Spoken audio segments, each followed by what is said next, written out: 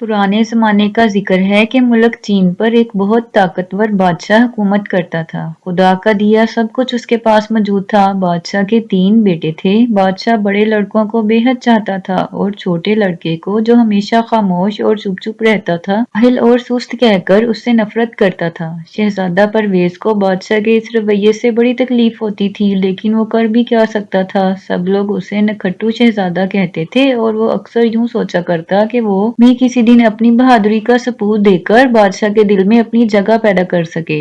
एक दिन वजीर ने अचानक दोपहर के वक्त बादशाह को नींद से जगाया। बादशाह नींद से बेदार होते ही शेर की तरह गिर जा। गुस्से से बादशाह का चेहरा सुर्ख हो गया। वजीर डर के मारे थर थर कांपने लगा। बादशाह ने गिरजकर कहा, ए बेवकूफ आदमी, तुमने मुझे इस वक्त क्यों जगाया? तुमने मेरा अजीबो गरीब ख्वाब जाया कर दिया, जो मैंने इससे कबल कभी नहीं देखा था। मैं दुनिया के सबसे कीमती और अजीबो-गरीब मुल्क में हूँ, जहाँ मैंने एक शानदार दरख्त देखा, जिसे देखकर मेरी आंखें चंधिया गईं और मैं बहुत हैरान हुआ कि इसका तना चांदी का बना हुआ था, उसकी टहनियाँ सोने की थीं, फलों की जगह शाखों से हीरे जवाहरात लटक रहे थे, पत्ते चमकदार जमूर्द के थे। एक शख्स मुझे बता रहा था कि वो दरख्त मैं कैसे हासिल कर सकता हूँ कि तुमने मुझे जगा दिया। जाओ, मेरी नजरों से दूर हो जाओ और वो अजीबो-गरीब दरख्त लाकर मुझे दो। बेचारा बूढ़ा वजीर अफसोस से हाथ मलने लगा और बहुत परेशान हुआ, क्योंकि वो नहीं जानता था कि बादशाह ने ख्वाब में जो दरख्त देखा है वो किस मुल्क में है और वो उसे कैसे हासिल करे। दोनों बड़े शहजादे बादशाह को गुस्से में देखकर कमरे में आए और जब उन्होंने तमाम वाकया सुना तो बादशाह से इल्तिजा की कि दरख्त की तलाश में बूढ़े वजीर की बजाय हमें जाने की इजाजत दी जाए। उन्होंने जाहिर किया कि वो बहुत दलेर और जवान मर्द हैं, लेकिन दरअसल वो चाहते थे कि इस तरह बादशाह से दूर रहकर सैरो तफरी करेंगे। बादशाह चूंकि अपने दोनों बड़े लड़कों को बहुत चाहता था, लिहाजा इन्हें बेशुमार मालो दौलत देकर इस अजीबो गरीब दरख्त को तलाश करने की इजाजत दे दी। जब दोनों शहजादे अपने मुल्क की सरहद पार करके दूसरे मुल्क में पहुंचे तो वो ऐशो इशरत में मसरूफ हो गए और अपने सफर का मकसद भूल गए। उधर छोटे शहजादे परवेज को जब बादशाह की ख्वाहिश का पता चला तो उसने भी सोचा कि बादशाह के इस ख्वाब को सच्चा करने में किस्मत आजमाई करे। वो अपनी माँ के पास गया और उसे अपना इरादा जाहिर किया और मदद मांगी। उसकी माँ ने उसे रुपया दिया और दुआएं दी।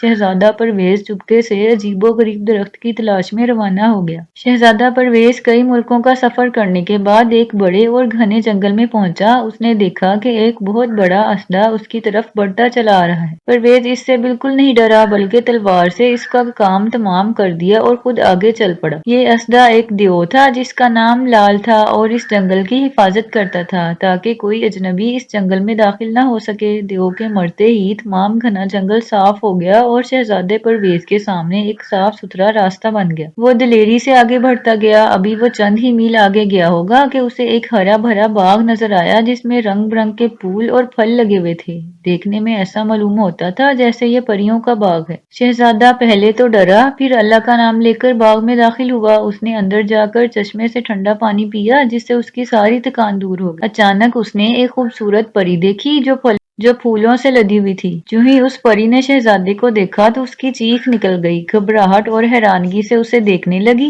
और फिर फूट फूट कर रोने लगी। शहजादे ने उसे तसल्ली देते हुए रोने की वजह पूछी तो उसने कहा, यकीनन तुमने मेरे बाप को मार डाला है। तुम जंगल में उस वक्त तक दाखिल नहीं हो सकते थे जब तक वो जिंदा रहते। शहजादे ने कहा, मुझे बेहद अफसोस है कि मेरे हाथ से तुम्हारा बाप मारा गया। अपनी जान बचाने के लिए मुझे ऐसा करना पड़ा। मैं तुमसे वादा करता हूँ कि तुम्हें कुछ नहीं कहूंगा अगर तुम मुझे बता दो कि वो दरख्त कहाँ है और कैसे हासिल कर सकूंगा, जिसका तना चांदी का, टहनियां सोने की हैं और जो कीमती मोतियों और जमूर्द से लदा हुआ है। तुम्हें मालूम होना चाहिए कि मैं इस दरख्त की तलाश में यहाँ तक आया हूँ। अभी शहजादे ने इतना ही कहा था कि परी ने दरमियान में उसकी बात काटते हुए कहा, ओ ये काम तो मैं बड़ी आसानी से कर सकती हूँ, क्योंकि मैं खुद भी इस दरख्त का एक हिस्सा हूँ। मुझे चांदी की परी कहते हैं क्योंकि मैं तना बनाती हूँ। मेरी बहनें सोने और जमूर्द और मोती की परियां हैं। अगर हम चारों बहनों को यकजा कर दो तो तुम वो दरख्त हासिल कर सकते हो। शहजादा परवेज ने जब ये सुना तो खुशी से नाचने लगा। اس نے پوچھا میں تمہاری بہنوں کو کس طرح سے یکجا کروں؟ پری نے کہا یہ چاندی کی انگوٹھی ہے، اسے میری بہن کو دینا جو سونے کی ٹہنیوں کی پری ہے، وہ تمہارا حکم بجا لائے گی۔ شہزادہ پرویز انگوٹھی لے کر پری کے کہنے کے مطابق سونے کی پری سے ملا۔ شہزادے نے اسے ساری کہانی سنا دی۔ سونے کی پری نے کہانی سن کر یہ کہا کہ یہ عجیب و غریب درخت اس وقت تک مکمل نہیں ہوگا جب تک میری باقی بہنوں کو اکٹھا نہ کر لو۔ شہزادے نے دونوں پریوں کی مدد سے چاروں پریوں کو اکٹھا کیا۔ ان پریوں نے شہزادے کو ایک طلسمی تلوار دی اور بتایا کہ تلوار کو ایک خاص انداز میں گھمانے سے عجیب و غریب درخت بن جاتا ہے۔ شہزادے نے پریوں کے کہنے کے مطابق جب تلوار گھمائی تو اس کی حیرانگی کی انتہا نہ رہی کہ بادشاہ نے جو درخت خواب میں دیکھا تھا اس کے سامنے موجود تھا۔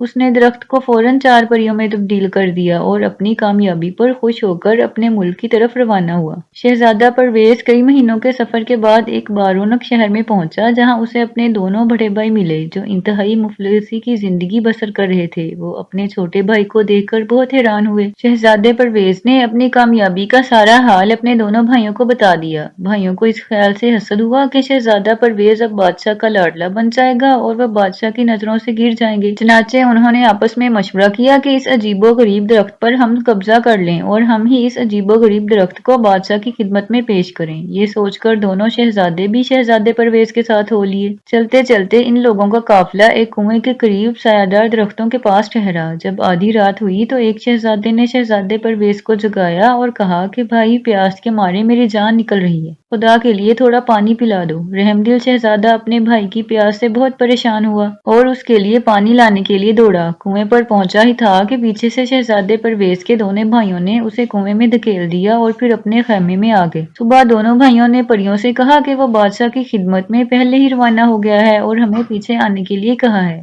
پریوں کو ان کی باتوں پر یقین نہ آیا لیکن طلسمی تلوار پر دونوں شہزادے قابض تھے۔ پریاں بھی مجبور ہو گئیں اور دونوں شہزادے گھوڑے دوڑاتے ہوئے اپنے ملک میں جا پہنچے۔ بادشاہ شہزادوں کو دیکھ کر بہت خوش ہوا اور کہا کہ میں وہ درخت دیکھنے کے لیے بے چین ہوں، جلدی سے وہ درخت دکھاؤ۔ شہزادوں نے ہر طرح تلوار کے کرتب دکھائے لیکن ان کی کوئی ترکیب کامیاب نہ ہوئی تو بادشاہ سمجھ گیا کہ یہ شہزادے جھوٹے ہیں۔ ادھر جب صبح ہوئی تو ایک نیک آدمی کنویں پر پانی بھرنے آیا۔ شہزادے کو کنویں میں دیکھ کر اسے باہر نکالا اور اس کی داستان سن کر کہا آؤ میرے پاس تیز رفتار گھوڑا ہے، میں تمہیں تمہارے ملک میں ابھی پہنچائے دیتا ہوں۔ وہ شخص شہزادے پرویز کو لے کر بادشاہ کے دربار میں پہنچا۔ شہزادے کو دیکھ کر پریوں نے خوشی سے تالیاں بجائیں اور کہا کہ یہ ہے وہ بہادر شہزادہ جو ہمیں عجیب و غریب درخت میں تبدیل کر سکتا ہے۔ بادشاہ نے دونوں شہزادوں کو حکم دیا کہ طلسمی تلوار شہزادے پرویز کو دی جائے۔ دونوں شہزادوں نے تلوار شہزادے پرویز کو دی اور شہزادے نے جادو کی تلوار کا کرشمہ دکھایا۔ پریاں غائب ہو گئیں اور ان کی جگہ وہ عجیب و غریب درخت بادشاہ کے سامنے کھڑا تھا